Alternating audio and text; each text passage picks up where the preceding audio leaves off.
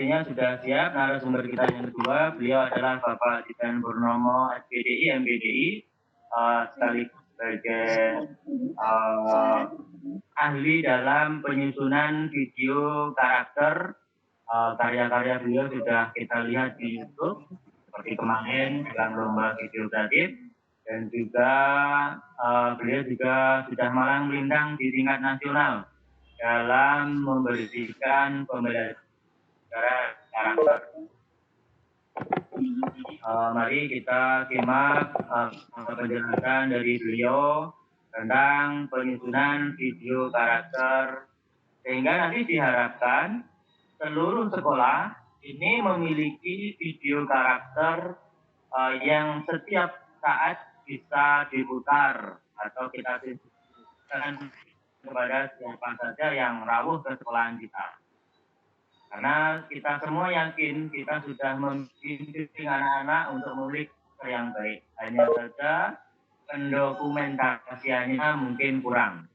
Monggo Pak Didan, waktu sepenuhnya kami sampaikan nanti sampai pukul 10:50.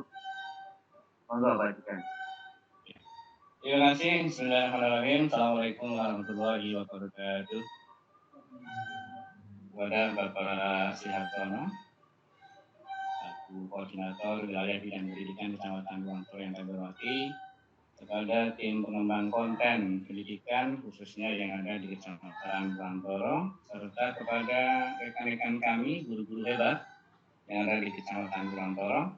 Pertama, tentu tidak ada yang pantas kita ucapkan selain bersyukur kita kepada Allah SWT untuk memberikan kenikmatan sehingga pada kesempatan siang hari ini kita bisa bertemu dalam ruang mapping ini.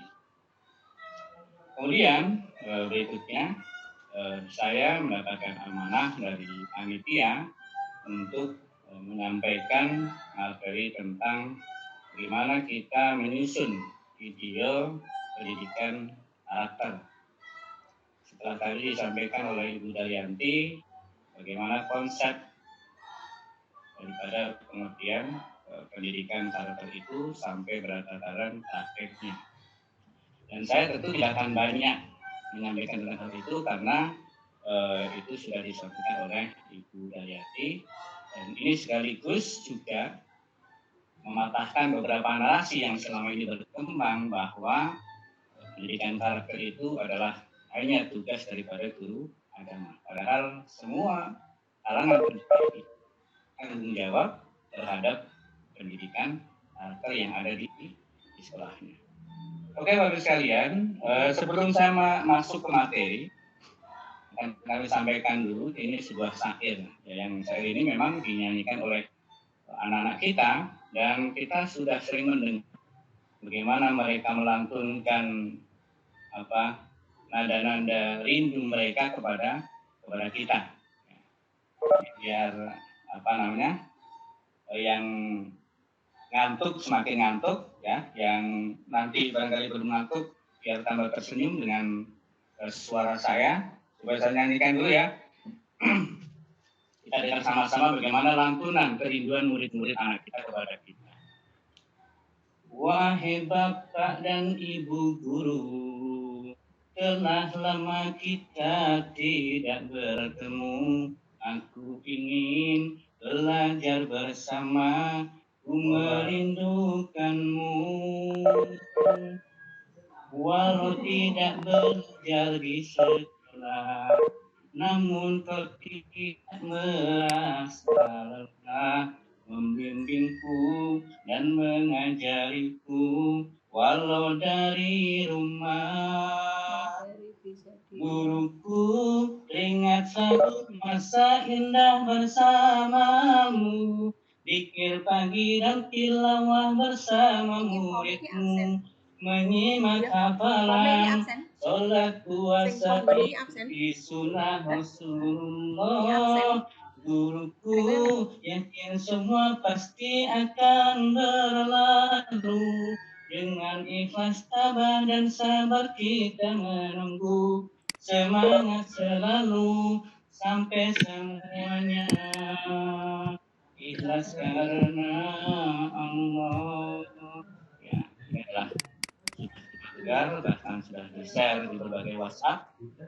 Ini adalah gambaran bagaimana siswa-siswa kita saat mereka sudah hampir 2 bulan tidak bersekolah dengan kita, tidak bersama dengan kita, bahkan mungkin tidak bersama dengan kita. Hari ini mereka semuanya betul-betul merindukan kita.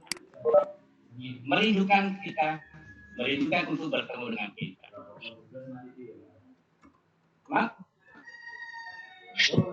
Kedua, kita harus bisa berbuat bagaimana supaya kita itu bisa mengobati rasa rindu mereka. Jika mereka mengucapkan rasa rindunya kepada kita, bukan berarti kita harus diam tanpa ada gerakan, hanya rebahan saja tanpa aktivitas.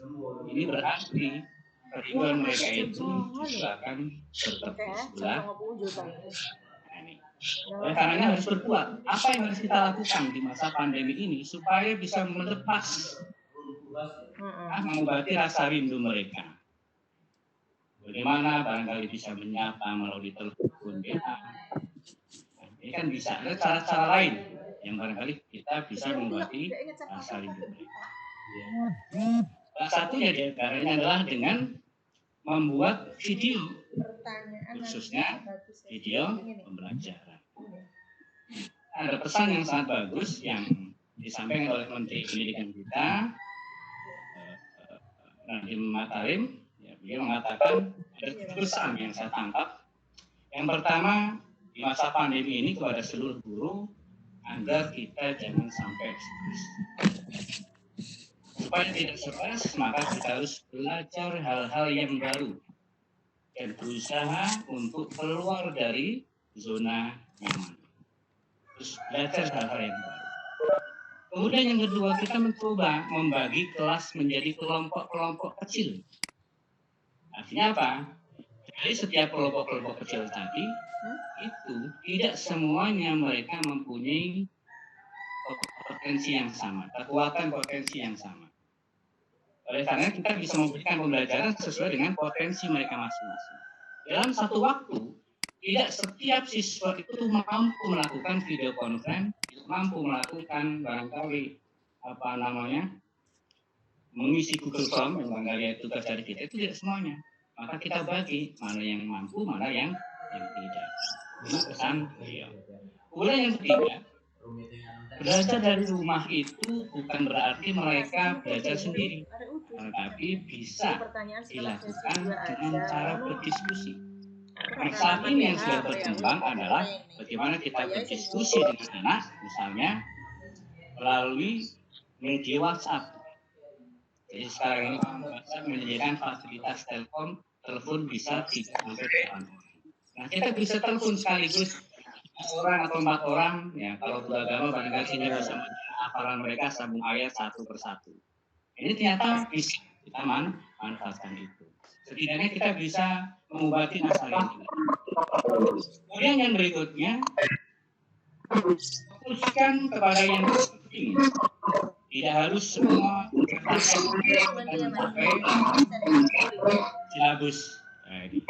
Kemudian pesan beliau adalah guru itu harus sering mencontoh metode guru lain. Kalau dalam ujian kita tidak mencontoh, tapi dalam metode pembelajaran, dalam mode pembelajaran kita sebisa mungkin bisa mencontek bagaimana cara guru lain, teman kita ketika mereka melakukan pembelajaran. Kita bisa mencari contoh best praktik yang bisa dilakukan oleh teman-teman kita. Ya. Ini penting. Kemudian yang terakhir adalah kita harus have fun. Have fun itu senantiasa senang. Jadi bikin senang. Jangan sampai gelisah. Nah, bagaimana kita bisa senang? Itu tadi salah satunya yang akan kita lakukan pada siang hari ini. Materi yang akan kita sampaikan pada siang hari ini adalah bagaimana kita bisa menyusun video pendidikan karakter ini. Karena pada dasarnya sekarang ini sebenarnya yang paling diperlukan adalah video pembelajaran. Karena saya yakin kita semuanya, ya teman-teman guru hebat ini punya potensi untuk itu. Semuanya saya yakin punya. Pertama apa? Karena kita semuanya sudah punya HP dengan kamera yang lengkap, dan kadang-kadang dan sering kita lakukan, setiap aktivitas kita foto, kita rekam, bahkan kemudian kita lihat, dan seringkali kita juga senang melihat rekaman kita sendiri. Barangkali Bapak Ibu yang ada acara makan bersama, kemudian di shopping bersama, ya. Kemudian di suatu hari kita melihat ya hasil rekamannya, oh ternyata mengasihkan juga. Artinya apa? Kita sudah punya potensi dulu untuk buat satu video. Apalagi ini adalah video pembelajaran. Oleh karenanya akan sangat penting. Jadi video pembelajaran ini kita buat, ya tidak harus yang mewah, itu tidak, cukup sederhana menyampaikan satu materi sederhana, kemudian nanti bisa kita sampaikan kepada anak-anak kita yang melalui YouTube, ya melalui channel YouTube. Tapi sekalian, saat ini sudah banyak sekali ya terbentuk komunitas-komunitas baru di antara guru. Mereka membuat channel khusus ya tentang pembelajaran. Dan hari ini saya yakin teman-teman di Roka ada sekitar 3 yang saya pantau itu, saya lihat itu di dalamnya itu masuk kepada kelompok 1001 pengembang konten pembelajaran di ruang belajar. Jadi arahnya nanti bagaimana semua guru mampu membuat video pembelajaran, kemudian diupload di YouTube, kemudian dikirim kepada siswa-siswa kita. Kenapa? Karena saat ini hampir setiap anak itu tidak lepas dari HP, dan mereka akan senang sekali ketika melihat tayangan-tayangan yang ada di YouTube. Dan tentu justru juga mereka akan lebih senang bagaimana ketika mereka melihat aura wajah para guru-guru mereka ketika berada di YouTube itu menyampaikan pelajaran-pelajaran, menyampaikan nasihat-nasihat yang saya yakin ini akan bisa memberikan bekas yang luar biasa kepada anak-anak kita. Nah ini, itulah kenapa materi pada siang hari ini terkait dengan penyusunan video ini perlu kita sampaikan. Lalu sekalian, kita lihat slide-nya ya, bisa dilihat dari situ nih Bapak Ibu. Kita lihat mengapa harus dengan video pendidikan karakter. Nah, ini alasannya apa? Kenapa kok ngapain kita bikin video pendidikan karakter, bikin video pembelajaran? Ini yang jelas ada tantangan tersendiri dalam menerapkan pendidikan karakter terhadap peserta didik di era revolusi Industri Abad 4.0 ini. Jadi ini merupakan tantangan tersendiri. Kemudian yang kedua, peserta didik ini terkadang sering merasa bosan dengan nasihat-nasihat dari guru tentang nilai kebaikan. Apalagi ketika pembelajaran itu kita hanya sekedar menyampaikan dengan cara ceramah, ya meskipun ceramah ini merupakan metode yang luar biasa dalam menyampaikan satu konsep. Tapi ketika ceramah itu tidak diolah dengan baik, tidak disampaikan dengan cara yang baik, yang pada akhirnya Bapak Ibu, ya anak-anak kita terkadang sering ngantuk. Itu sama halnya ketika kita barangkali yang bapak-bapak ikut sholat Jumat, ya ceramah setiap Jumat itu ngantuk terus. Nah ini, tahu-tahu sudah berdoa. Nah ini. Kemudian yang ketiga adalah slogan-slogan terkait penguatan pendidikan karakter. Nah, sekarang ini hanya sekedar menjadi pajangan belaka dan aplikasi nyata di lingkungan sekolah. Kita lihat di berbagai tulisan yang ada, seringkali kita pajang ya, nasihat-nasihat program penguatan pendidikan karakter. Terkait aplikasi, ya, sekarang ya kadang kita tidak begitu peduli. Kembali di sana ada tulisan hati, lati, pakarti, nyawiji, nah, misalnya. Hati, lisan, dan perbuatan itu harus sama, satu. Tapi di sisi lain terkadang ketika kita melihat anak kita dalam tindakan perbuatannya itu tidak benar, karena kita tidak peduli. Ya, biar itu urusannya keluarga, biar yang nasihatin. Itu seperti itu. Ya, oleh karenanya ini ya perlu kita perhatikan bersama. Kemudian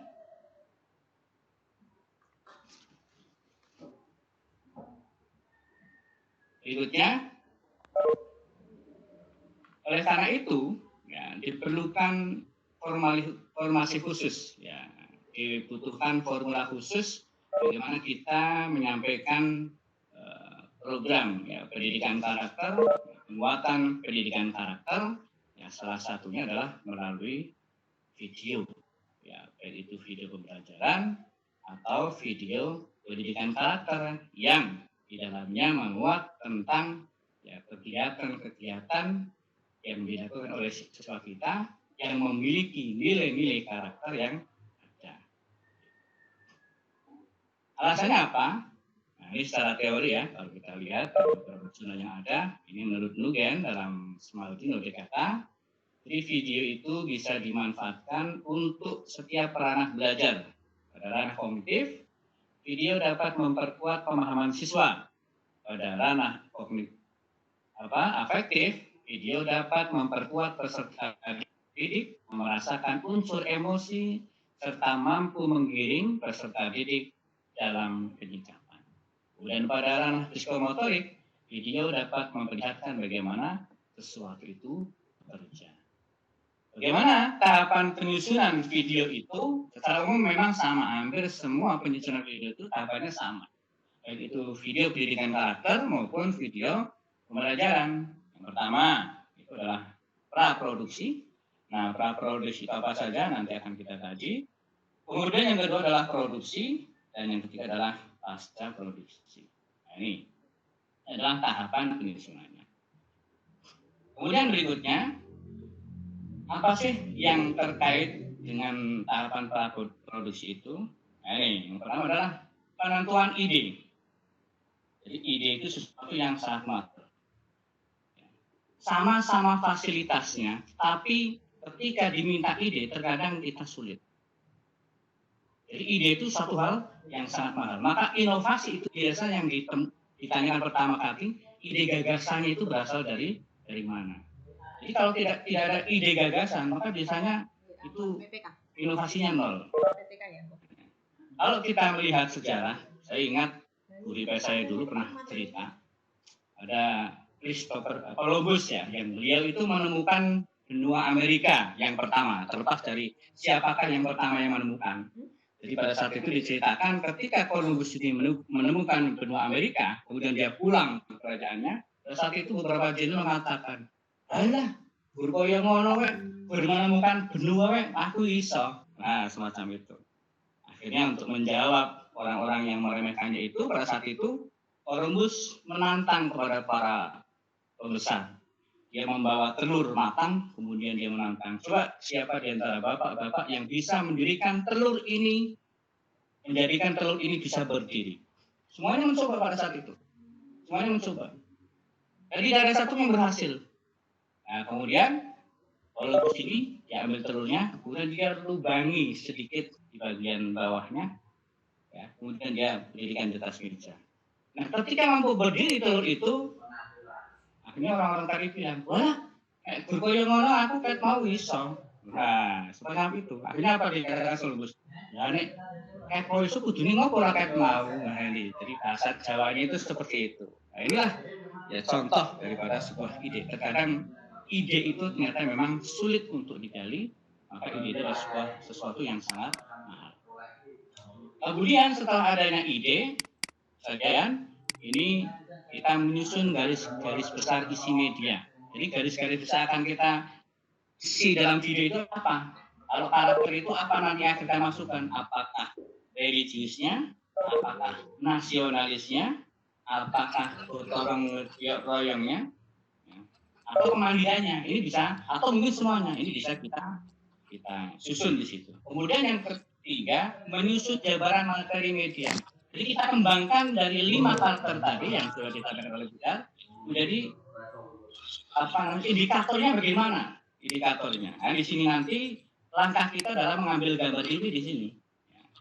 Jadi penyusunan jabaran materi media. Nah, setelah itu baru kita menyusun naskah. Kalau naskah video pembelajaran ya kita susun dari awal sampai akhir, sama seperti ketika kita membuat RPP. Ya, kemudian setelah itu pengkajian naskah. Oke.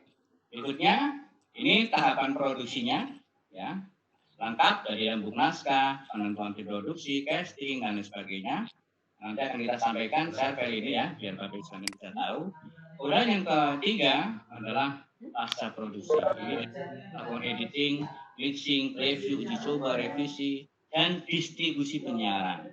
Apakah kita distribusi lewat WhatsApp atau yang lain. Baik, kita kejar waktu Bapak sekalian. Nah, ini teknik produksi video. Ya. Video yang baik itu apabila memenuhi kriteria. Pertama, gambar dan suara harus jelas. Gambar nggak boleh blur. Stabil, tidak goyang. Kadang-kadang ada orang itu kalau ngambil gambar, kalau kita lihat hasilnya itu goyang-goyang kayak apa gempa. Nah, ini. Kemudian materi tidak terpotong. Kalau dalam pendidikan agama misalnya nyampaikan materi wudhu, ya tata cara wudhu dari kumur-kumur, cuci tangan kumur-kumur, baru sampai mengusap kepala udah terpotong. Terus berikutnya apa? Ini berbahaya. Akhirnya nanti pada saat disuruh nangkap, ternyata apa wudhu itu hanya sampai mengusap kepala. Ini kan berbahaya. Jadi tidak boleh terpotong materi. Ini terkait dengan gambar ya. Materi. Kemudian berikutnya teknik produksi itu memerlukan dasar-dasar visualisasi antara lain tipe offshot, ada kamera angel, ada kamera movement. Apa penjelasannya? Kita lihat di bawah ini. Tipe offshot, nah, shot didefinisikan sebagai sesuatu rangkaian gambar hasil rekaman kamera tanpa interupsi. Jadi satu klik sampai selesai sempurna. Nah, jadi tanpa itu. Kadang-kadang kalau kita melihat proses shooting film misalnya, tiba-tiba pemainnya itu pemerannya melakukan kesalahan. Ya, kan biasanya dari pihak sutradara cut. Nah, ini berarti ada interupsi di situ. Tapi ketika dari tekan rekam sampai akhir pemeranan selesai sempurna, setelah selesai itu baru ditutup rekaman, ini nyala satu shot. Nah, ini satu. Kemudian tipe off shot itu merupakan ukuran. Ada long shot, ada full shot, ada medium shot. Ini ada contoh-contoh di situ ya.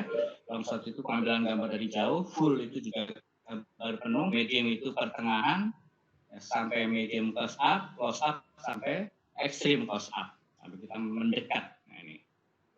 Kemudian, ini kamera jadi apa sih? Nah, ini merupakan sudut penempatan kamera waktu mengambil gambar terhadap objek. Nah, ada high angle itu pengambilan gambar dari atas objek. Ini biasanya digunakan menggunakan drone ya. Atau kalau kita menggunakan kamera biasa, itu kita kalau misalnya mau mengambil gambar orang yang sedang upacara, anak yang sedang upacara, ya otomatis kita harus minta bantuan dengan tangga, ya kita tangga kemudian naik, ya, tangannya segi gendeng, kemudian kita shooting dari atas.